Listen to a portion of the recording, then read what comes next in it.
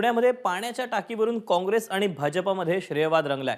पुण्यातील आशानगरमध्ये उभारण्यात आलेली पाण्याची टाकी काँग्रेसच्या प्रयत्नातून उभी झाल्याचं काँग्रेसच्या कार्यकर्त्यांनी सांगितलं आणि याच पाण्याच्या टाकीचं अजित पवारांच्या हस्ते उद्घाटन होणार होतं।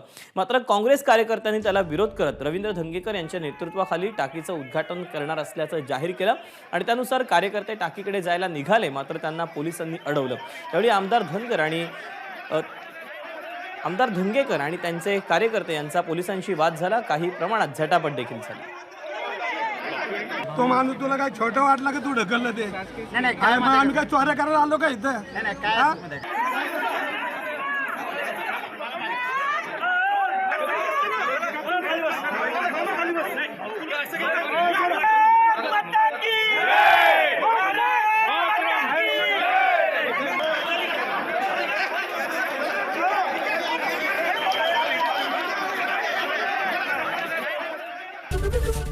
एबीपी माझा, उघडा डोळे बघा नीट।